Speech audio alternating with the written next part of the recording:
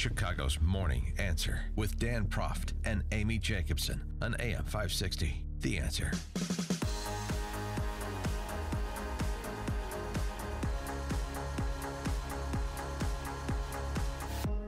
Good morning, Dan and Amy. So, interesting times in the National Republican Party. You've got senators who raison d'etre for the last nearly decade was to repeal and replace Obamacare, voting against repeal of Obamacare, voting against repeal and replace of Obamacare.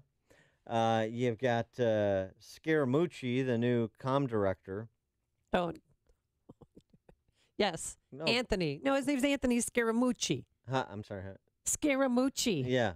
The Mooch, as he's known by his friends, apparently, infighting with Priebus, essentially accusing Priebus of being a leaker. Yeah, and he tweeted about it and wanted the FBI to investigate. I know I'm in a cesspool called Washington, or a swamp called Washington, so it'll be virtually impossible to get rid of every leak, but I think we can take dramatic steps to get rid of leaks. Now, one of the big problems here that I'm discovering in the comms team is that senior people are really the guys doing the leaking, and they ask junior people to leak for them. And so I'm very proud to be reporting directly to the president so that I can hermetically seal off the comms team from this sort of nonsense.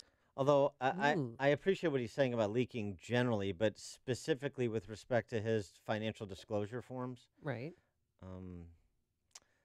Whatever isn't a matter of public record should be. I mean, it should just preemptively disclose. I mean, reporting about how much he made from his private equity or his hedge fund.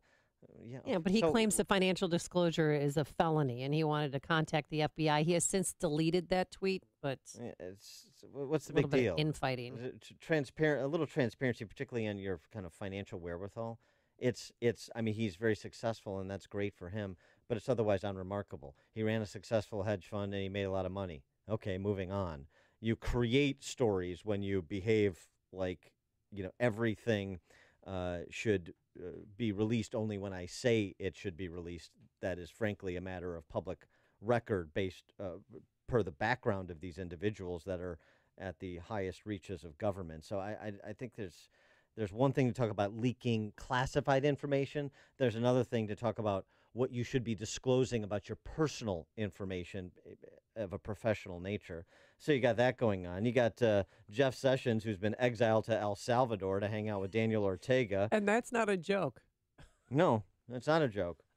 So I don't know if Trump is going to come back.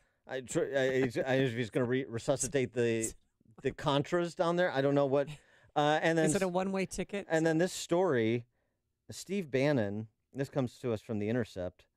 Steve Bannon, according to people who know him, okay, take that as you will, pushing for the tax reform, remember that agenda item, to include a new 44% top marginal rate, hitting people who earn more than $5 million annually, and the revenue from that tax increase to pay for tax relief for the other 99.9% of Americans.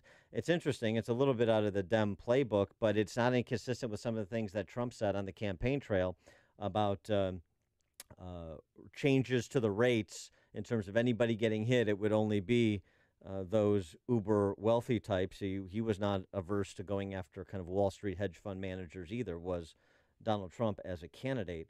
So a lot going on. None of it particularly productive as far as I could discern, but perhaps I don't have the insight of someone like a Rich Lowry, the editor of National Review, Fox News contributor, author of the book Lincoln Unbound, who joins us now. Rich, thanks so much for joining us. Appreciate it. Hey, thanks for having me. So why don't we start with Bannon and tax reform, particularly if that has to be taken up, if Obamacare repeal or Obamacare repeal and replace continues to languish in the Senate. And what stock you put in that report about Bannon's perspective on tax reform? Well, I think it correctly reflects Bannon's perspective. He wants a more populist-oriented tax reform, and tax reform will be subject to all the usual demagogic Democratic attacks, that it's just a tax cut for the rich, et cetera, et cetera, et cetera. And this would be a way to insulate President Trump from that. I think the economic effects would be relatively minor, but politically, it's just not going to happen.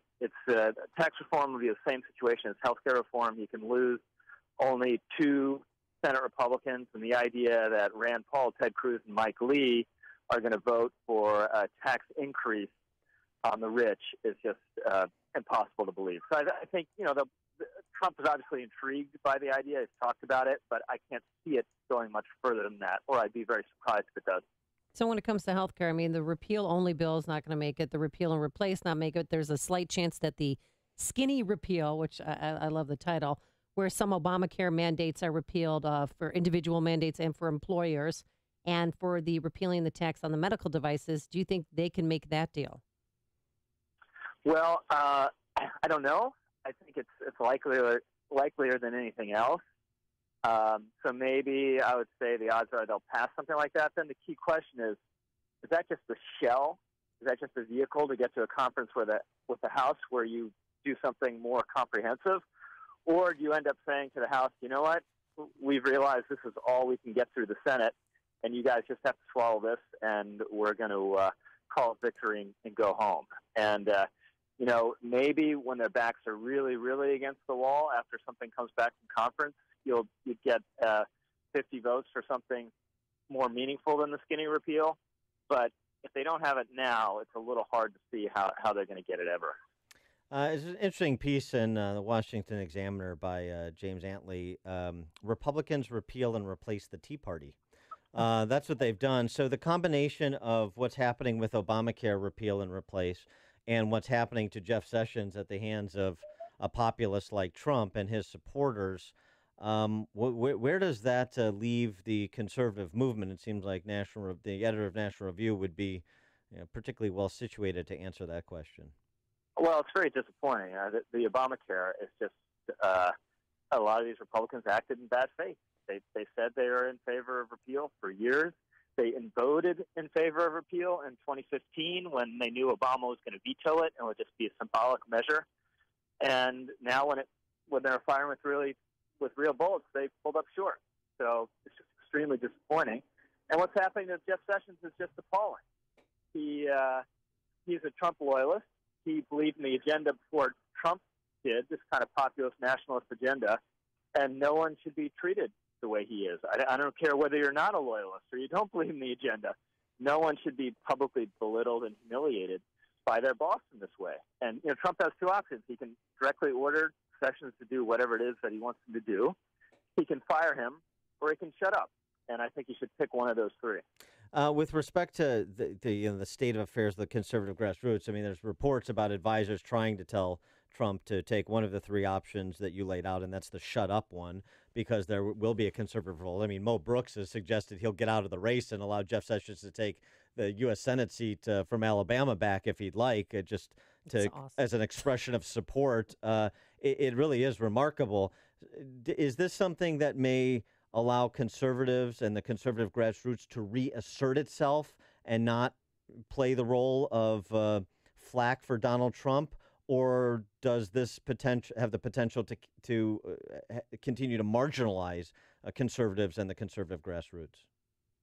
Well, it's one of the few things I can see happening in the short term that would poison Trump's relationship with the base. And look, I'm not a huge fan of Donald Trump. Obviously, that's extensively on the record. But I think it's better if everyone kind of holds this together and actually tries to get things done, because this is a historic opportunity. You don't oftentimes have control of both houses of Congress and the presidency. And a lot of people held their nose to vote for Donald Trump and worked very hard to make this happen. Not so Donald Trump could ride on Marine One or Paul Ryan could have the honor of being Speaker of the House, but so we could actually do things. So it'd be better if we don't have a meltdown over nonsense and we just focus on keep the eye on the prize. But with this president, with this administration, you just never know. And it may be that for Trump, what the prize is trying to kneecap this investigation, and he cares about that more than his relationship with his own voters or more than the agenda. And that's, I think, and many people think the reason why he wants to get rid of Sessions so that he can replace him with somebody who's going to fire Bob Mueller and get rid of this Russian investigation. Yeah, so it would be, the Senate is pushing back against that. You had Grassley tweeting yesterday that he's not going to hold any hearings for a replacement for Jeff Sessions if it came to that. the Senate won't go technically into recess, so there'll be no possibility for a recess appointment. He could get an acting AG, who in the normal course of things would be Rod Rosenstein, the deputy, who, if you're Trump, you should be even angrier at than Jeff Sessions, because he's the guy actually appointed Mueller. But there's potential he could bypass Rosenstein and do someone else's acting. But by then, you have a real political legitimacy problem. You know, if you just find some other apparatchik, just go in there to do your bidding. So I understand why he's upset over Mueller. No one likes a special counsel investigation. You know, they do tend to run out of control.